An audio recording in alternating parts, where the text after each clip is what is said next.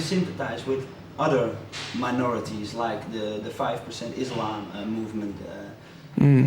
You know, other extreme parties who strive for equal opportunities for all. I think it's important that organizations exist within communities. It's important to organize and begin to communicate and understand. Ideologies differ so much between people like Nation of Islam, between 5%, between organizations that exist within the Chicano community. Not all of them are, you know, along the same lines of each other. But what's important is that they all are striving to confront and have that rebirth of themselves, you know, kind of so much of what X brought back into the black community is an understanding that, no, man, we're not criminals. Let's fucking get that from our minds. Let's realize who we really are. Man, we were once king and queens of Egypt, you know, and we were once, you know, at a point where you know, we were self-realized.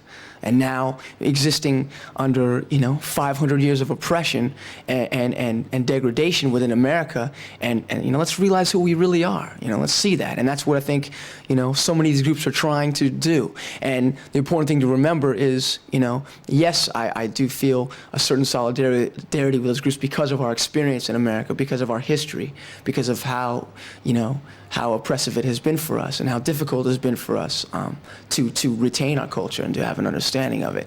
I think that, you know, it is a system's, you know, hope that we, because we may differ slightly in ideology, that we refuse to work with one another.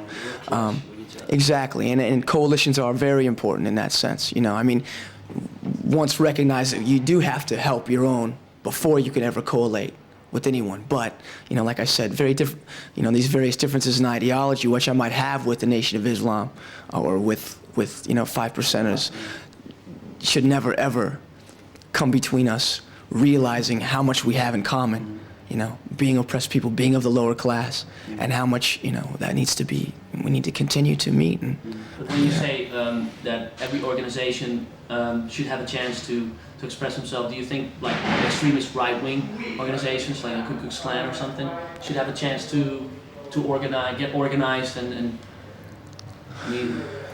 Well, I mean, historically looking at what groups like the KKK have done, they did nothing but perpetrate violence. Most of the groups organizing in that form are doing so in self-defense of a racist and unjust system.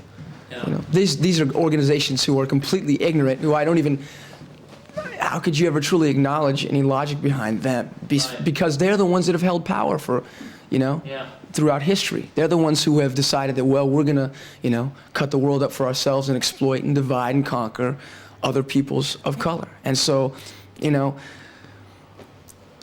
how could I ever, you know, say right now to you that, you know, these people don't have the right to speak their beliefs, however ignorant, however ridiculous and ludicrous they may be.